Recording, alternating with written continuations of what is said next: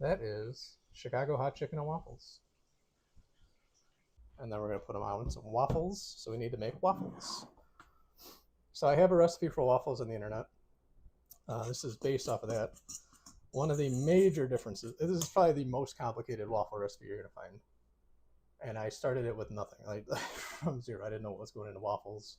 I just like waffles, kind of had an idea, I went with it. I like whole wheat flour, especially for some flavor. So when we get like the darker earthy tones, like this jardiniere is kind of a darker tone, the whole wheat flour will play very well with that. So it's half whole wheat flour, half white flour. And if you search Chicago Johnny's waffle recipe online, you'll come across it. Sugar, salt, baking powder, and then we have 2 egg yolks, 1 cup of half and half, and 3/4 cup of whole milk yogurt. Then the 2 egg yolks, I separated the egg whites, I whipped those, so those will go in last. And then this is another thing that not a lot of people do. Refined coconut oil, not the stuff that tastes like coconut, but the refined coconut oil, stuff you make with like popcorn. There's not a lot of flavor to it, but it's solid. This stuff here. This stuff doesn't have a whole lot of flavor, but what it does for texture, real flaky, real crispy, almost like shortening. And if you guys have some older folks around and they're always talking about how fried food used to be better, it's the shortening they used, which we don't use anymore because of the trans fat. Some people use it, not everybody uses it. So anyway, this is the dry mix. This is my wet mix. This is my fat, so butter and coconut oil, and my egg whites. Again, if you just search Chicago Johnny's waffle recipe online, you'll find it, but I will post that again. Because I don't know if that one's actually on my website or not. I think it's just like in an archive somewhere.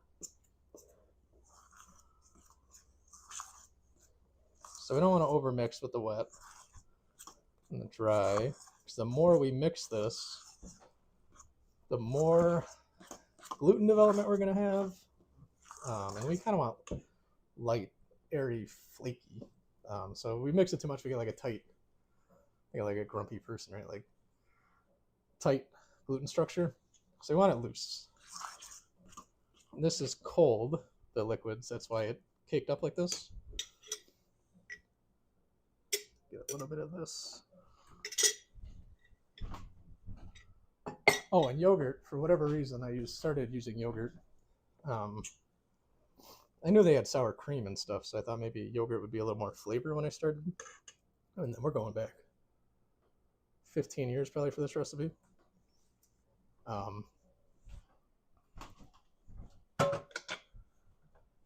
But I thought yogurt would impart more flavor, which it does. But I think it also does something with texture. So I suggest yogurt or sour cream if you can.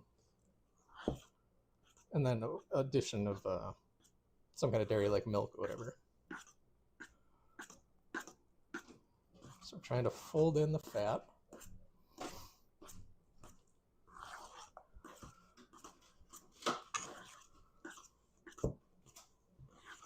So the fat is still warm.